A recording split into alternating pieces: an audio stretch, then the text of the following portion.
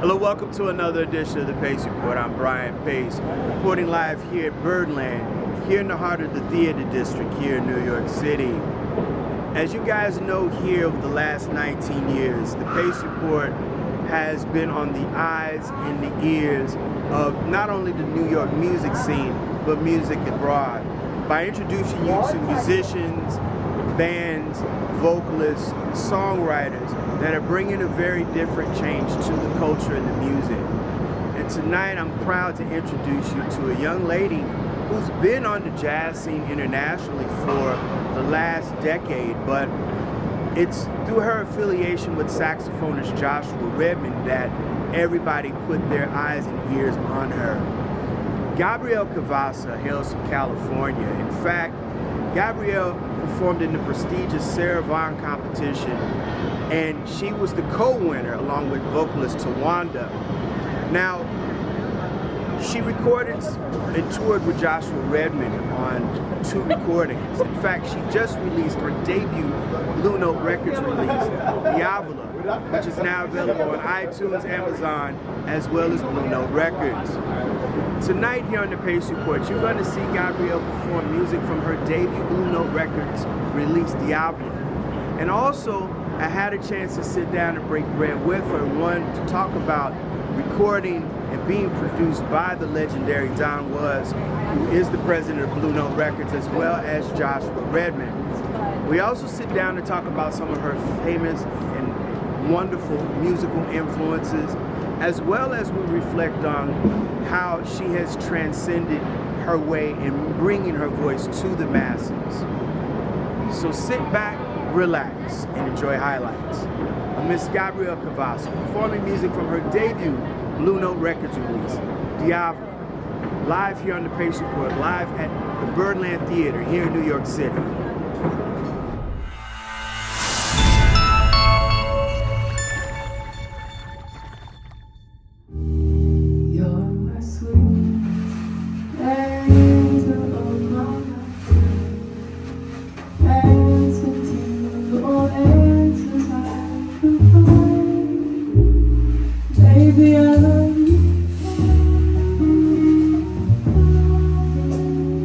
Come into my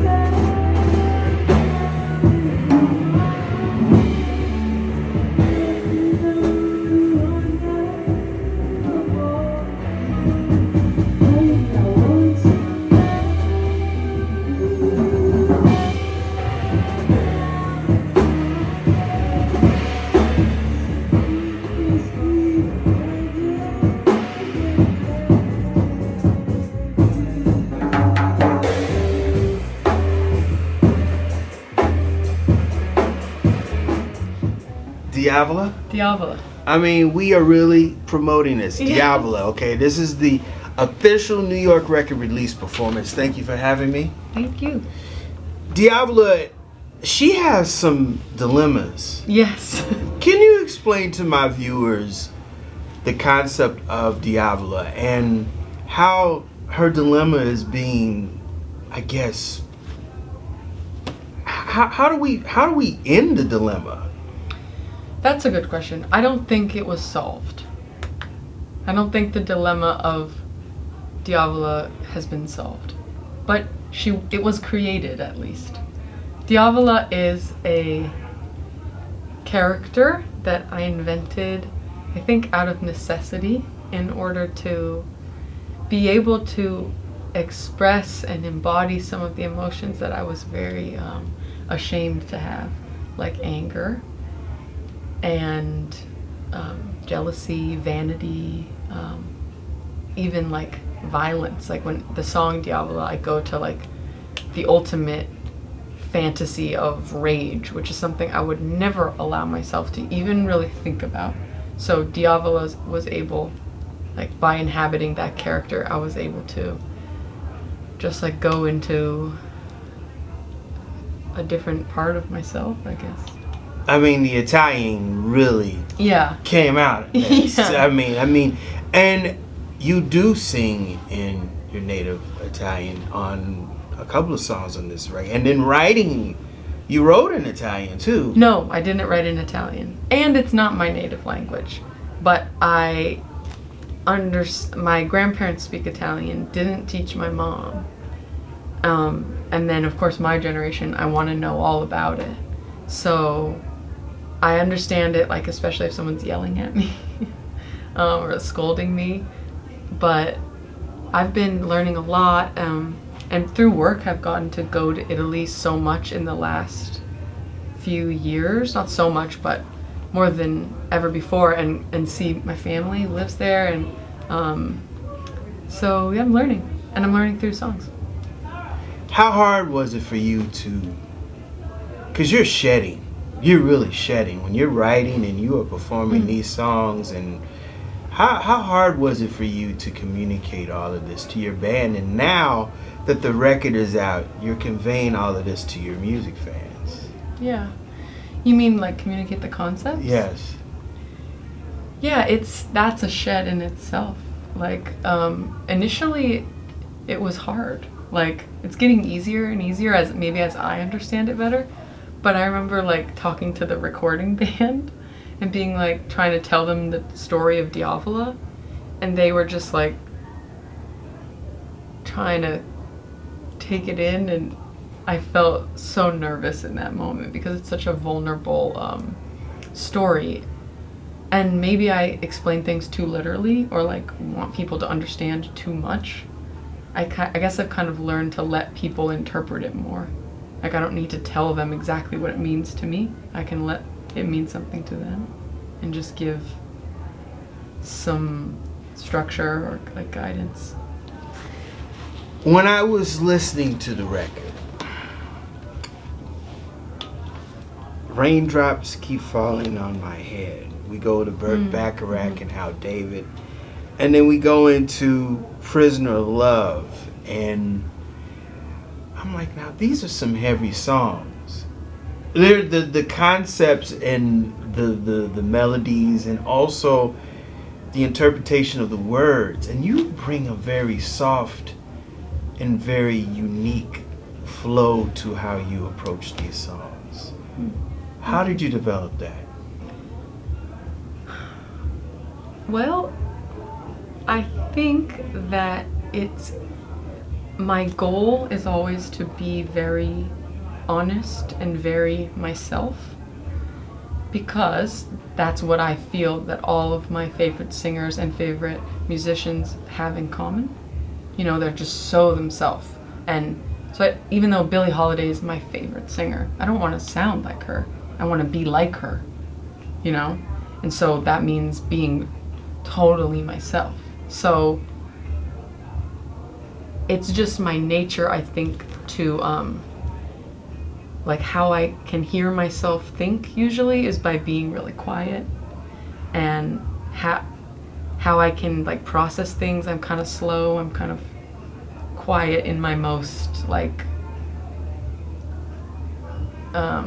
deepest or most like vulnerable moments. It's gonna be like a quiet one. So I think just an attempt at truth led me to start singing more quietly, and because I can figure it out. And on a ballad, I love a ballad, and I realized early on that was where I felt like I could I felt like I could get to the truth more on those songs.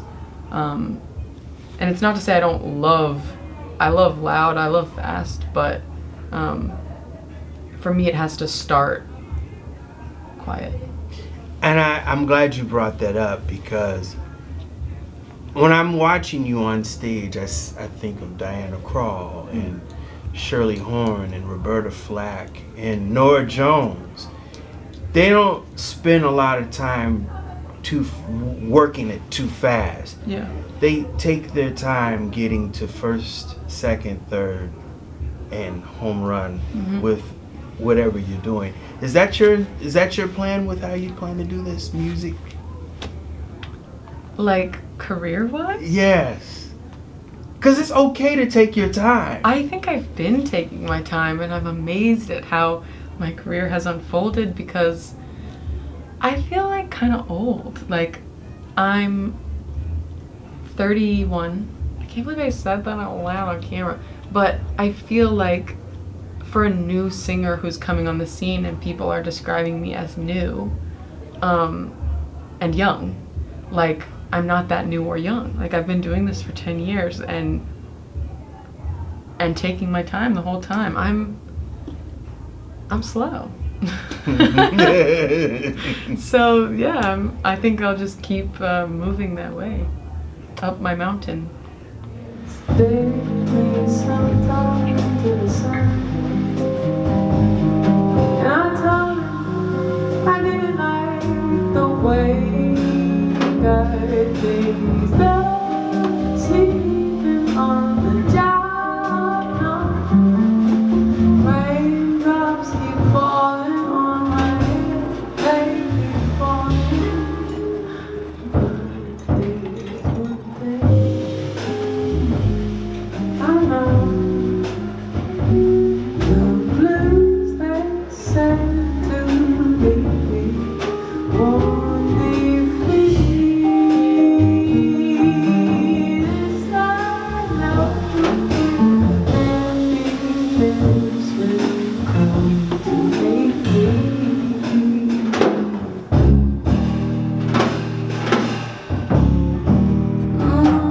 Raindrops keep falling on my head, but that doesn't mean my eyes will soon be dirty. And crying is not for me, no. I'm never gonna stop the rain by complaining, because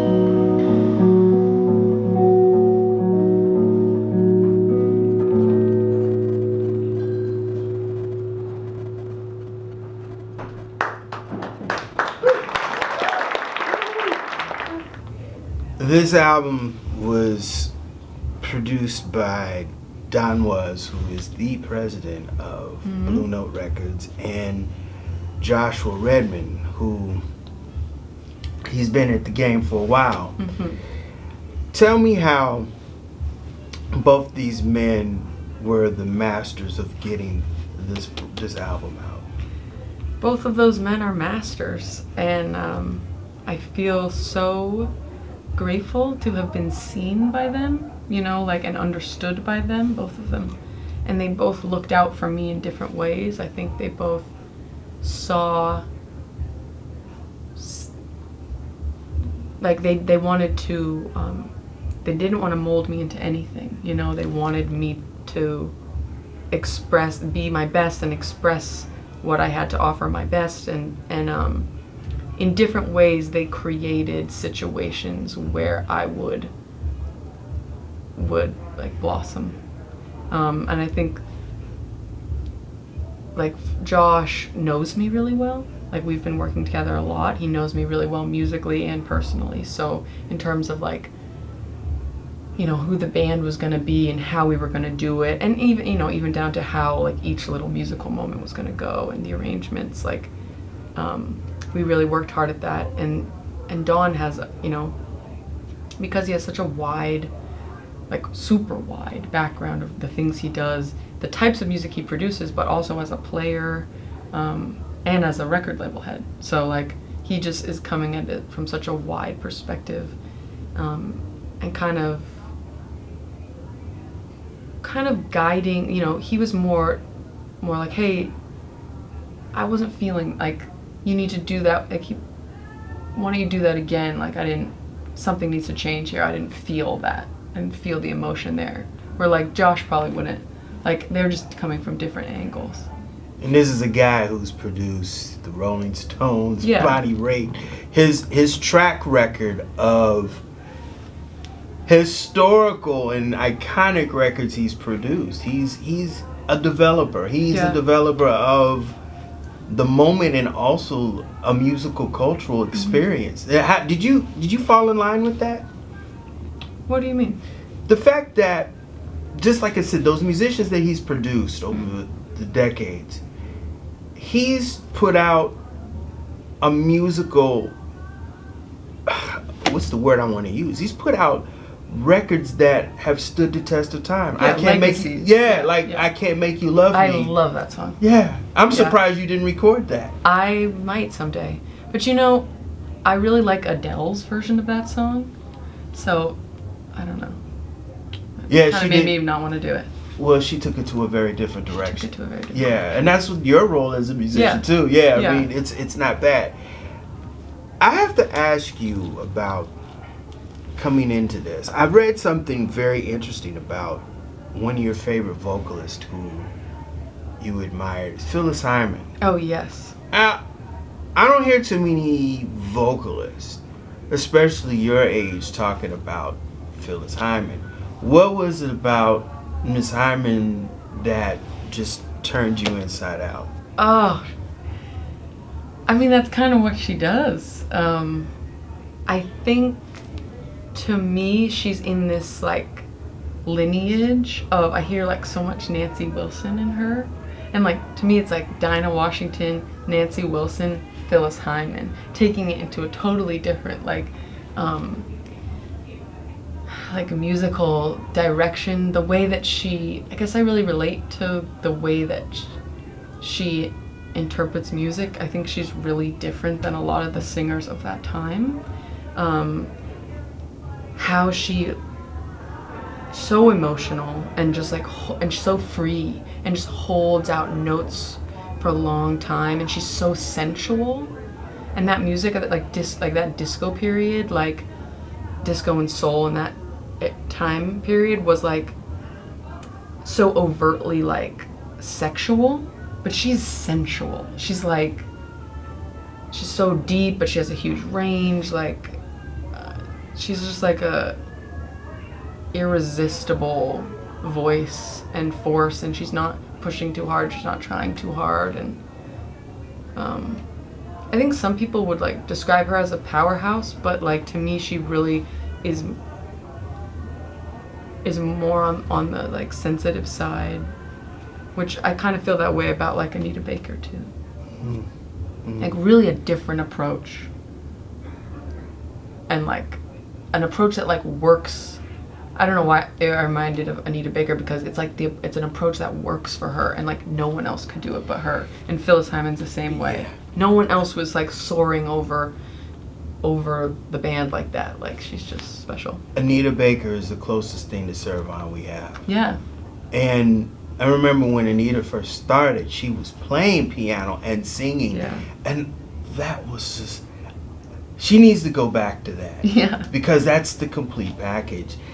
When I was listening to your record, I was like, this is very bipolar opposite of what your contemporaries are doing. Was this the vision of what Don and Joshua wanted, or was this something that you wanted to do? You wanted to go somewhere differently with this? No, this was, yeah. I mean, I feel like my producers wanted me to be me, but I also feel like I really fought to make this exactly the way that I wanted. And all through my life, I feel like it's so important to, I have this feeling like I'll only succeed if I'm totally true to myself. And like, I feel like, especially with women and especially with singers, people really want to, and this was not my experience at all, but throughout life, like earlier in life, people want to like mold you, and because they know it'll sell. And I just feel like that would be selling myself short. Like, I think that I'm capable of more if I'm able to like really focus on and be able to create what's coming from a deeper, potentially less sellable place, but ultimately would be the best like art I could make, and probably the most successful I could be.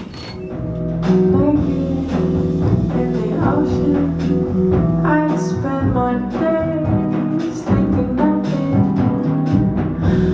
In the evening, I go down and slip away to make love in my mind. If only I wasn't possessed by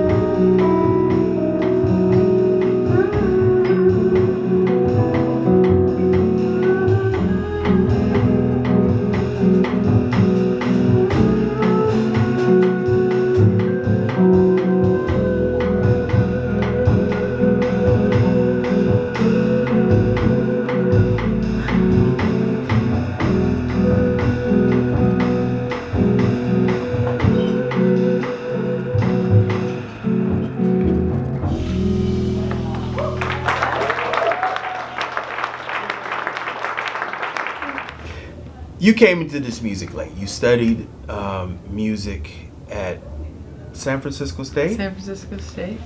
And San Francisco has a very important lineage to the jazz clubs and the history of the music. Yeah.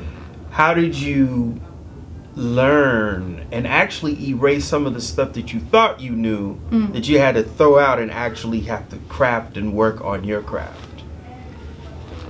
Yeah, there's a lot of that. Throwing out stuff and taking in new stuff.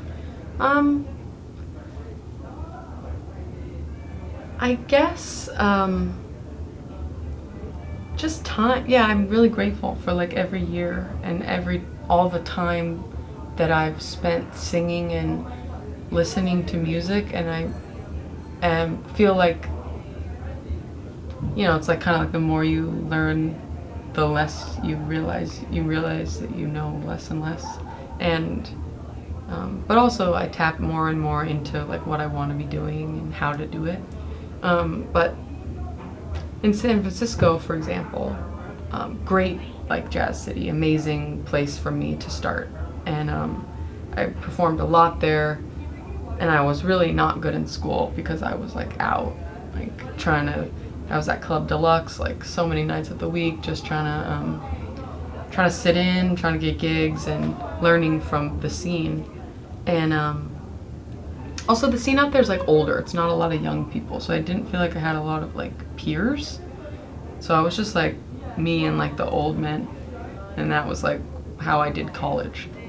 And my goal at that time was so to like impress the other musicians on the bandstand. Like it was all about like, it was so insular and really like heady and cerebral, like let's play for each other, like, what can I do to like excite them? And then I moved to New Orleans, and my paradigm totally shifted because people come to New Orleans for music. It's like a tourist economy, and the music there is just so different. And it occurred to me so strongly and so immediately that music can be, and certainly music here in New Orleans, is for people. It's for the audience. Like, duh. And I was like, why didn't I ever think of it that way? And I think it made me a better performer, and more in touch with the purpose of why I even wanted to become a singer. Because it's all about like, I just was so touched and felt so understood by singers that I listened to when I was little, and it was like the listener impact. Like that's what made me become a singer. So I would want to give that. And so, yeah, that's maybe my biggest like unlearn lesson. Why has New Orleans been? You're trying to get to New York, but New Orleans. Trying to get to New York. But New Orleans is keeping you. What is it about New Orleans that is so bipolar opposite of all the music cities in the world? Oh my gosh, yeah, it is. Well, you know, I said I'm slow earlier. New Orleans is very slow. New Orleans is not competitive in the same way. It's very slow, very generous, very accepting. And I think it's helped me to be in that environment and remember to appreciate life. Like I am intense, and like I like the way that New Orleans celebrates life, the way that New Orleans celebrates death. It's like, yeah, it doesn't matter, or it does matter, but it's nothing you can do about it. So like I like the feeling of New Orleans. I think it's been like a really safe home for me. You and Tawanda were the Yes. very first winners, double winners, and it's never happened. Yeah. Well, actually, it happened, I believe, another time, but you and Tawanda were the winners of the Sarah Vaughn vocal competition. And I've interviewed Tawanda. Tawanda actually played, we did a piece here many, many years ago. What did that competition do for you, and what do you tell other young vocalists who want to be a vocalist, who want to compete in that? How do you prepare them for that? Well, you know, I almost learned, I did that competition before. I won with Tawanda, and I didn't even place. So that was 2 years prior. I actually learned more from losing than I did from winning. I feel like I was so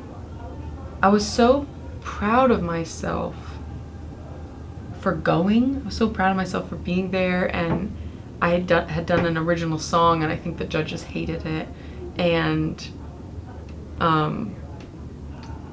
Krall, who's the producer of that show, was like, "Hey, don't do any originals next night." You know, like the judge, they liked you, but that killed you. You know, and I was like, okay. And I learned about, you know, it's kind of, the competition is what I tell people, and what I think is true is like, it's just a you know, it's not really a measure of who's the best artist, because there's no such thing. So it opened up some doors for me, and I kept, you know, I did it again. So like I wanted to do it. And I'm glad I did. But I also think that, you know, it's just important to remember. There's been a lot of singers that I personally love who've done that competition and not won. So, like, I think that it's just so subjective. It just depends on the judges and the day. You were discovered by Joshua Redman. I was discovered by Joshua Redman's manager. Right. Okay. So Yeah. you were discovered by Joshua Redman's manager, and you happened to be on his very first record with Blue Note. Tell me how that came about. Yeah.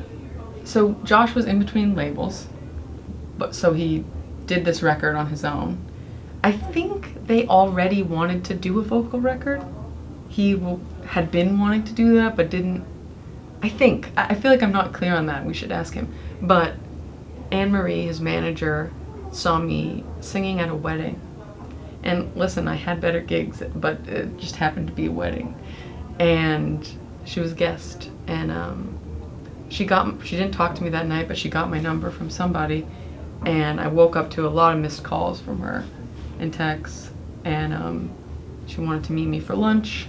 We met. I just was in disbelief, you know, at what she was saying. And I said, okay, well, here's like all my material, like you can send it to Josh. And she had already, I think, taken like a recording of me and sent it to him, and said, should I meet with this girl? Like, and he was like, yeah, I get, you know. And then they had never had that relationship before. Like, she does the business, he does the music, and it's been that way for over 30 years. Right. So this was totally out of the ordinary. And I don't know how we were coming out of COVID, so we were more comfortable at that time with working virtually. You know, I think there was a feeling of like, this is the way it's gonna be.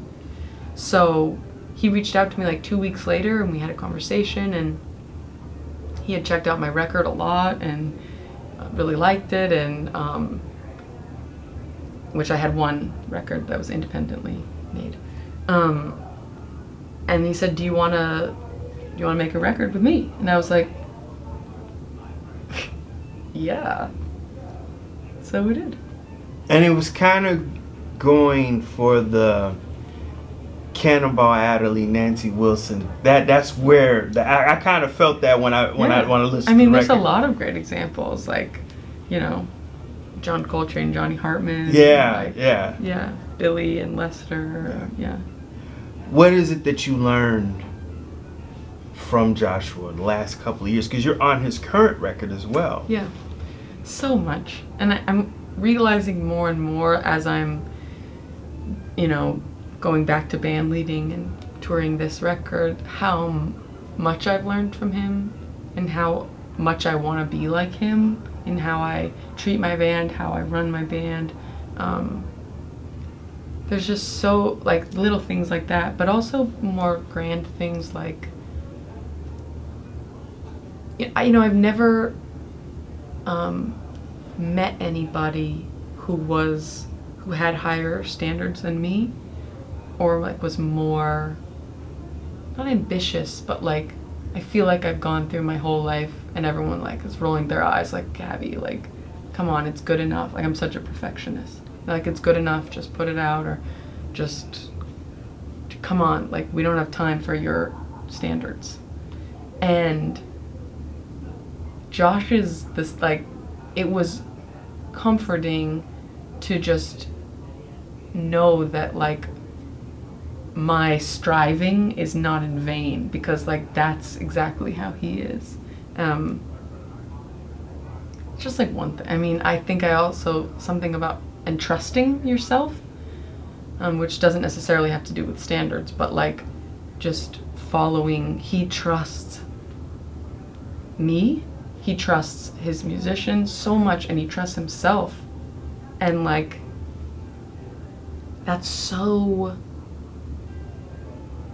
comforting that like that's what it takes to dial in, you know, connection with whatever mysterious kind of like godly force we want to tap into when we're performing music. And like that for me,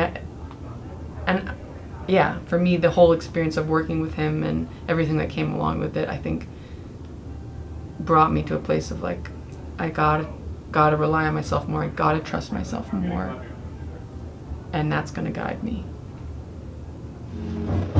Forward coming, I'll stand and wait now. Forward, best of my feet now. I can't escape, for it's too late now. Yeah, I'm just a prisoner of love. What's the good of my caring when someone is sharing your eyes with me? Now he has another, I can't take another, for I'm not free. Like these lonely guys sleeping through, but my feet still are creeping. Yes, my soul, my every soul is in your keeping. Oh, I'm just a prisoner.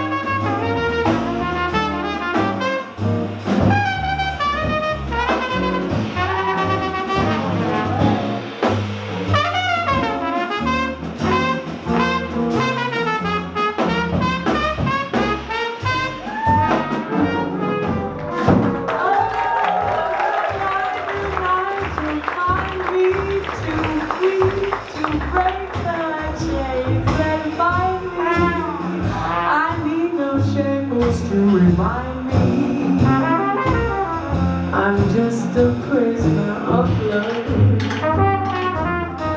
For one command, I'll stand away now. For one who's master of my freedom, I can't escape, for it's too late now. Yes, I'm just a prisoner of you. What's the good of my caring if someone is sharing your arms with me? Gabrielle Cavassa, what does Black American music mean to you?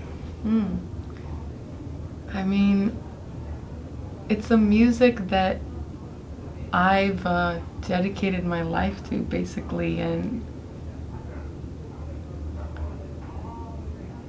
it's a music that like anyone can learn from and be a part of, but that ultimately is created by Black Americans and the Black American experience. And Nicholas Payton actually is like the one who really hit me like to the concept and the name Black American music, and so he talks about it a lot, and it's kind of a really important concept in New Orleans because there's so many like different music, so like to classify something just as jazz when really maybe that was just a name that was put on it by like white critics or the industry.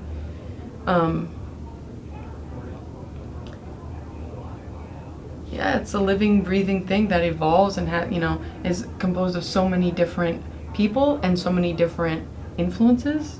It's like the music of our country, and I guess I feel like really honored to be a part of it, to learn from it, and yeah. That'll do it again for another edition of the Pace Report. I'm Brian Pace, reporting live here at Birdland, here in the heart of the theater district here in New York City. Make sure you support Gabrielle Cavassa's debut Blue Note Records release, Diablo, now available on iTunes, Amazon, CD Baby, and BlueNoteRecords.com. For more information on Gabrielle's upcoming tour date and to order her brand new record, please visit her online at GabrielleCavassa.com and follow her on social media by way of Instagram, Twitter, and Facebook. I'd like to personally thank the staff and management here at Birdland for their warm hospitality. As always, people, I can't stress this more than enough. Please like, share, and subscribe, and leave comments on my page here on YouTube, Vimeo, as well as Facebook. Until next time, remember, if it's in the groove, it'll make you move. Till next time, peace. Sleeping like